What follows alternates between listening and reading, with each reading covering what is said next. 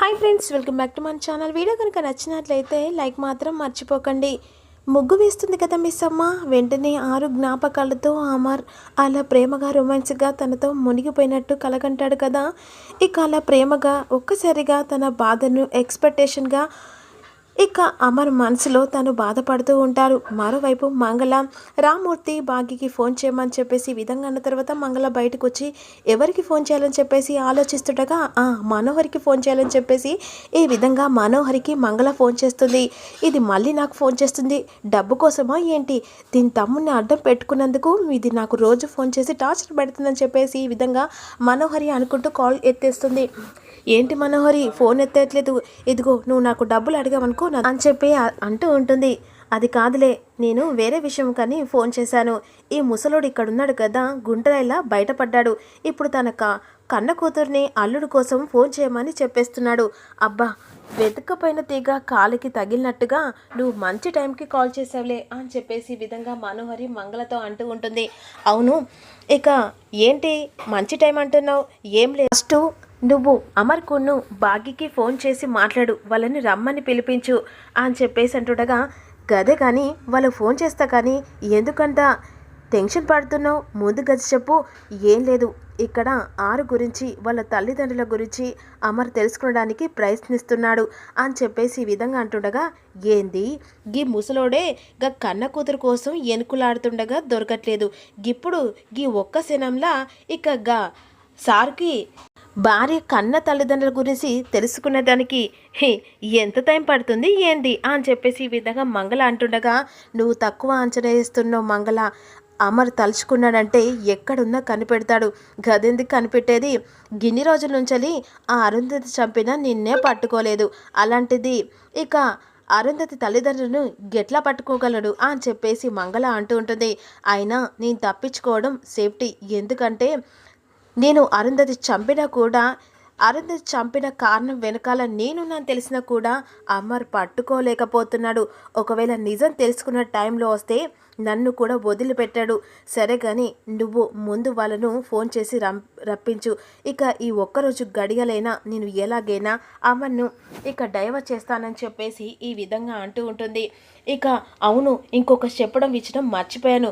గదే గా వార్డెన్ సరస్వతి లేదా గా వార్డెన్ సరస్వతి ఇక్కడనే ఉంది. ఒకవేళ ఇక మిస్ అమ్మ అమర్ సార్ వస్తే గా వార్డెన్కి కనపడ్డారనుకో అని చెప్పేసి అంటుండగా, ఇక సరస్వతిని కూడా చంపేస్తా. ఏంటి? ఇదిగో నువ్వు ఇంకొకసారికి చంపుతా నా మాట రానియకు. అసలే నీ మాట వింటేనే నాకు భయం అనిపిస్తుంది. సరే ఇక నువ్వు ఫోన్ పెట్టేయి అని చెప్పేసి ఈ విధంగా కాల్ కట్ చేస్తుంది. అమ్మో, గీ మనోహర్తో కాస్త జాగ్రత్తగా ఉండాలమ్మో, లేకుంటే ఇక నా విషయం ఏదైనా తెలిస్తే చంపేస్తుంది అని చెప్పేసి ఈ విధంగా మంగళ అనుకుంటూ ఉంటుంది. ఈలోపు మిసమ వేసిన ముగ్గుని చూస్తాడు కదా. ఏంటి అలాగే చూస్తున్నావు? సర్లే, ఈ ముగ్గు గురించి నీకు ఎలా తెలుసు? అదే పక్కింటక్క చెప్పింది. ఏంటి పక్కింటక్క? ఎవరు? అసలు ఈ ముగ్గు గురించి నాకును అరుంధతికి మాత్రమే తెలుసు, ఈ ముగ్గు గురించి ఎవరికి తెలియదు కదా అని చెప్పేసి అమర్ అంటుండగా, అదే ఆ రోజు అక్క ముగ్గు వేస్తుంటే తను చూసిందట, అలా చెప్పింది. సరే అవునా, సరే నేను వెళ్తున్నా, జాగింగ్ వెళ్తున్నా. అవునా, సరే వెళ్ళి రండి అని చెప్పేసి ఇక మిస్సమ్మ మెలకలు తిరుగుతుండగా, ఏంటి స్ప్రింగ్ పెట్టుకున్నావా అని చెప్పేసి ఈ విధంగా మిస్సమ్మను అంటూ ఉంటాడు. అబ్బే ఏం లేదు, సరే వెళ్ళి రండి. లూజ్ కరెక్ట్గా చెప్పు. అదే సారీ, వెళ్ళి రండి. సరే అని చెప్పేసి ఈ విధంగా వెళ్తుండగా తనకు చెంపకు వేసిన కలర్ అంటుతుంది. ఇక అది ఏంటి? అదే నీ మొహం. నా మొహమా? అందంగా ఉంటుంది, ఇది కలర్ ఇలాగే ఉంటుంది, నా అందం మాసిపోంది. లూజ్, అందం కాదు నీ గురించి చెప్పేది, నీ మొహం మీద కలర్ అంటుంది. అలా చెప్పడమేనా? తుడవచ్చు కదా. అది కాదు, ఫస్ట్ తుడుచుకో. అయినా ఆ రోజు గుళ్ళో నలుసు పడ్డనప్పుడు తీసావు కదా. ఈరోజు మీకోసం నేను ముగ్గు వేశాను, అదే ప్రకారంగా నా చెంపకు పడ్డ కలర్ తుడవచ్చు కదా అని చెప్పేసి అంటుండగా, అప్పుడు అమరు అలా కలర్ తుడుస్తుండగా ఆరు దూరం నుంచి చూస్తూ ఉంటుంది. అమ్మో నాకు తెలియకుండా ఇవన్నీ జరుగుతున్నాయా అని చెప్పేసి ఆరు ఈ విధంగా అనుకుంటూ ఉంటుంది. సరే అని చెప్పేసి అమర్ జాగింగ్కి వెళ్తున్న తర్వాత ఇక ఆరు పక్కన దాచుకుంటుంది కదా. ఇక వెంటనే మిస్సమ్మ అక్కడికి వెళ్ళి అక్క బయటికి రావచ్చు. అవును మిస్సమ్మ నేను ఇక్కడ ఉన్నానని నీకు ఎలా తెలుసు అంటే నీ కొంగు చెప్పిందక్క అని చెప్పేసి స్మైల్ ఇస్తూ ఉంటుంది. అక్క ఆయనంటే నీకు భయం కదా? అవును, తాళి కట్టించుకున్నా నేనే ఆయనంటే భయం, నువ్వు భయపడంలో తప్పేం లేదక్క అని చెప్పేసి మిస్సమ్మ అంటూ హఠాత్తుగా మబ్బులు కమ్ముకుంటూ ఉంటాయి. అప్పుడు వెంటనే ఆరు మనసులో అనుకుంటుంది, సడన్గా మబ్బులు కమ్ముతున్నాయి, ఘోర పూజ మొదలు పెట్టాడా, ఇక నన్ను బంధించబోతున్నాడా అని చెప్పేసి మనసులో అనుకుంటుండగా ఇక ఆరు అనుకున్నట్టే ఘోర ఇక కఠోరమైన పూజ జరిపిస్తూ ఉంటాడు. నా టైం అయిపోయిందా అని చెప్పేసి టెన్షన్ పడుతుండగా మిస్సమ్మ అడుగుతుంది, అక్క హఠాత్తుగా అంత టెన్షన్ పడిపోతున్నారేంటక్క అని చెప్పేసి అడుగుతూ ఉంటుంది. నేను వెళ్ళాల్సిన సమయం వచ్చింది మిస్సమ్మ, వెళ్తున్నారా, ఎక్కడికి వెళ్తున్నారక్క అని చెప్పేసి మిస్సమ్మ అడుగుతూ ఉంటుంది. ఇక్కడ నుంచి దూరంగా అని చెప్పేసి ఆరు బాధతో అంటుండగా మొన్న వెళ్తున్నానని చెప్పారు కదా ఆ ఊరికేనక్క అని చెప్పేసి మిస్సమ్మ అంటుండగా వెళ్ళాలి అవకాశం ఉన్నప్పుడు ఎంత దూరమైనా వెళ్ళాల్సి వస్తుంది అని చెప్పేసి ఆరు అంటూ నాకు ఇప్పుడు ఆ అవకాశం కూడా లేదు అని చెప్పేసి ఆరు అంటుండగా మరి ఇప్పుడు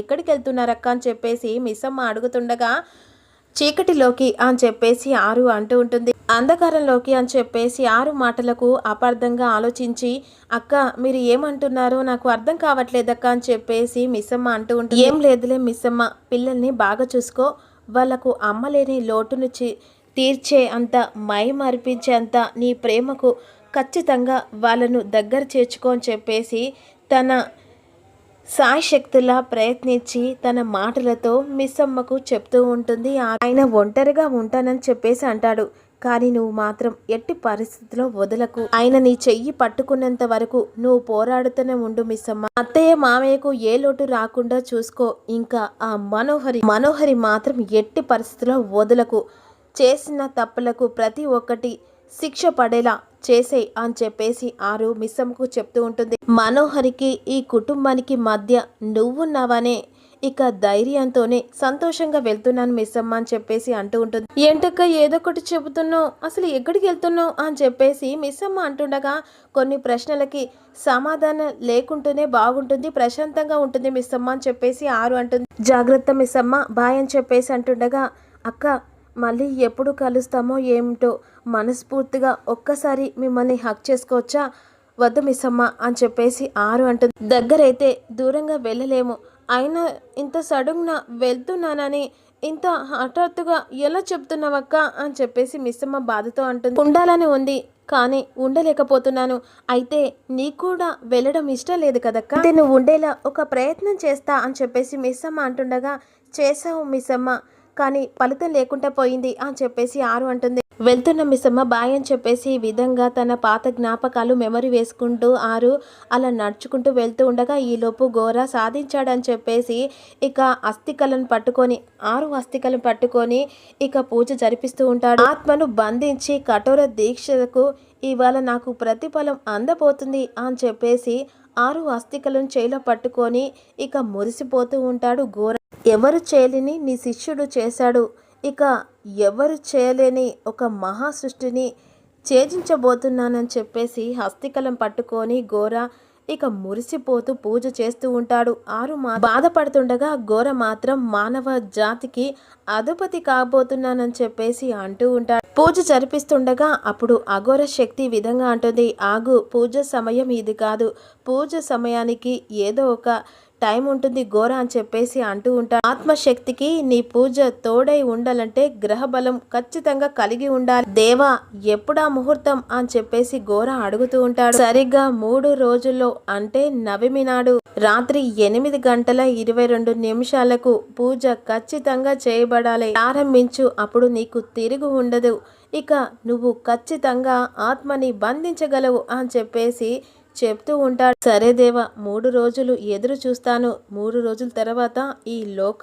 అధిపతిగా నీ ముంగట నిలబడతాను అని చెప్పేసి ఘోర అంటూ ఉంటాడు. అప్పటిదాకా నా ప్రాణాన్ని అడ్డేసైనా సరే ఈ అస్థికలను కాపాడుకుంటానని చెప్పేసి ఘోర దేవాకు చెప్తూ ఉంటాడు. ఆ దేవుడి దయ వల్ల ఈ 3 రోజులలో బాగి 6 అస్థికలను తీసుకొస్తుందనేదే ఫుల్ ఎపిసోడ్లో తెలుసుకునే ప్రతి ఒక్కరూ లైక్ మర్చిపోతున్నారు. 6 ఖచ్చితంగా మిస్సమ్మతో ఉండాలనుకున్నవారు లైక్ చేయండి. Thank you for watching.